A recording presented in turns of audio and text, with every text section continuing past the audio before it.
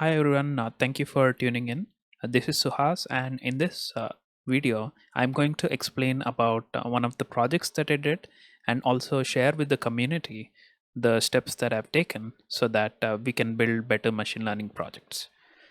This project is about Twitter sentiment analysis, and basically, the idea is that in Twitter, we have a lot of polarity in the given Twitter tweets, right? They can either be positive tweets or negative tweets, depending on the circumstances. With machine learning and data science, we will be able to predict what can actually be the Twitter sentiment polarity, whether it is positive or negative, with the help of these machine learning models. Let us now get started with that.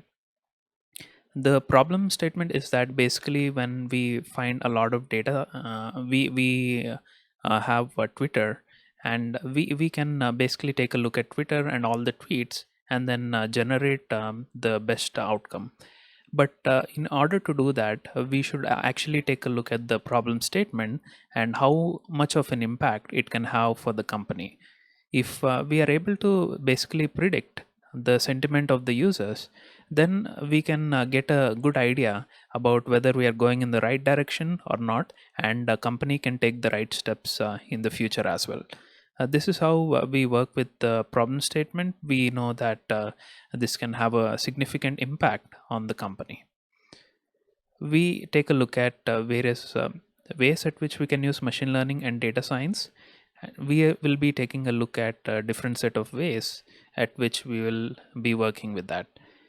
Natural language processing is also one of the interesting projects that we can basically work on.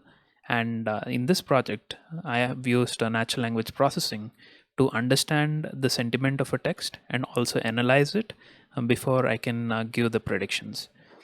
As usual, the first step in machine learning is all about exploratory data analysis, where we try to find out how much of an impact does each feature have on the outcome, or if there is any correlation between two features, we can find it through using exploratory data analysis, where we can also take a look at various plots and graphs along the way. In order to convert a given text into a form of a vector, we should use various vectorizers. We use vectorizers such as the count vectorizer and also TF-IDF vectorizer, which can basically help us to convert a given text into a form of a vector before we give the models for prediction. We also perform hyperparameter tuning, which is an essential step where we change a list of hyperparameters in order to get the best result based on our use case. Okay, without further ado, let's get into the code and let's get started. Here is the Jupyter notebook in which I have worked with the Twitter sentiment analysis. These are the metrics that I've taken. Since it is a classification problem, we take into account accuracy, precision, and recall. We take we have taken the data from this particular source, and you can follow this link so that you can download the data. These are all the table of contents. These are the libraries that we would basically be using in the beginning of the project. We first take a look at the data. We take a look at the first 5 rows in the data. We have the text, and we have the selected text and followed by the sentiment, which is the output variable. In our case, we are predicting whether the sentiment is either positive, negative, or neutral. We again drop a few columns which are not important. We take a look at the total count of the positive, negative, and neutral comments. We see that most of the comments are neutral. There are quite a few negative comments as well, but most of them are positive or neutral. We take a look at the total number of rows that we are working on and also take a look at the missing values. We see that there are few missing values here and there, but they are not going to cause a big problem because we only have 1 or 2 missing values in the data. Followed by, we take a look at feature engineering, which is an important step in machine learning. In the feature engineering, we take a look at the text and we try to apply various functions. In this case, we are trying to find the total length of the given text and adding that in this particular column. Similarly, we do it for the total number of words. We try to find out the number of words in a given text. uh, basically we can find out if there is something lengthy, we can also somehow predict whether that is going to be negative or positive, because basically we are just taking out these features before we can give our predictions. We take a look at the word cloud, and we see that here is the word cloud. What word cloud basically does is it tells us the frequency. It gives us the frequency of the occurrence of the words based on the size. Here when we look at the word cloud, we see that the words that are most frequent are bigger in size, and the words that are less frequent are smaller. We see for the positive words that thank is there, good is there, generally what we would expect for a tweet to be positive. Similarly, we take a look at the negative words or the negative comments, and we see that there is not or sad or some things like that, which can actually cause the word to be negative or the sentence or the text to be negative. We take a look at a list of all the stop words in the data. Stop words are basically things which might not add a lot of meaning, or which cannot simply give machine learning models a predictive hint.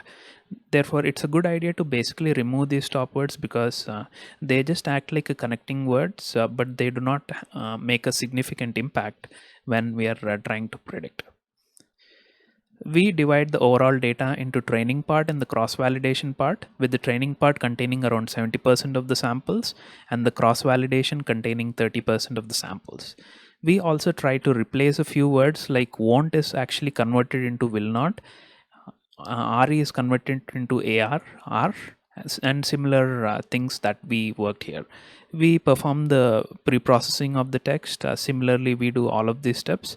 This is the TF-ID of vectorization, and now it comes to the part of machine learning. And in machine learning, we basically train our models initially with, basically we have that 70% of the data which we use to train our models, and the remaining 30% is used for the test part, to just see how well our model is actually performing on the data that they haven't seen before.